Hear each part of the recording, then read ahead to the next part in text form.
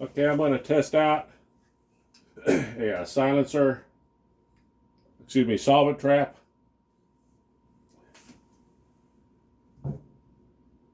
This was about 50 bucks. I am going to register it if it works, just so I can take it anywhere I want, but I took and drilled out the cap on the end and the little cups and turned them in the lathe. I turned them to about 405 diameter for a 9mm. So I'm going to give it a test here and see how quiet it is. I forgot my magazine, so I will, if you can see this, I'm going to load one here. I'm just going to shoot it into the ground. I got a bare dirt floor here.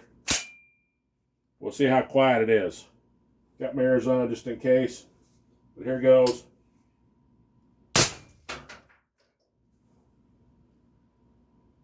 It sounded quiet with these on.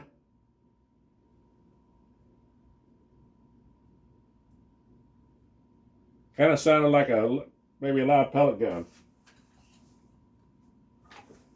I don't know how deep that went in the ground. I got soft, kind of wet, half wet clay. Well, dirt, I guess, is not full clay, but anyway, it went deeper than that into the ground. But I think it was quiet. I'm gonna replay it and listen to it.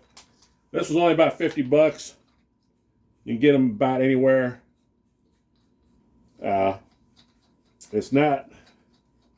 It's just cheap aluminum, anodized. And when I first installed, you notice the wobble. So if you can see the wobble there.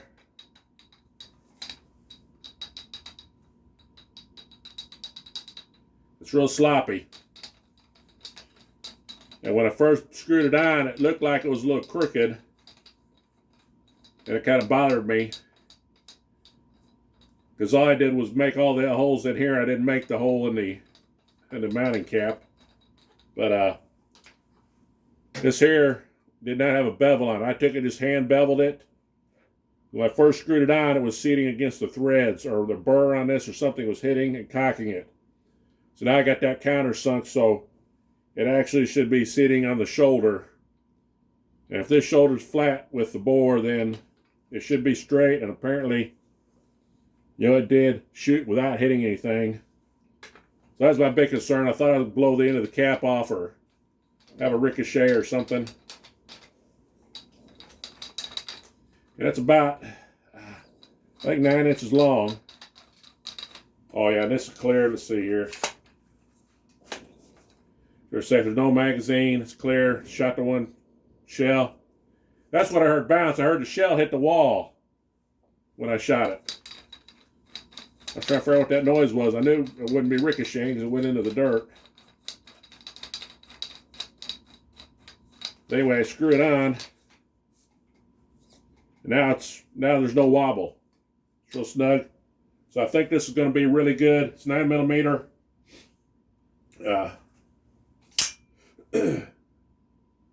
I got a 5-power illuminated prism scope on it, and I'll probably get a red dot for it. This is a what the heck is a Viridian? I forgot now.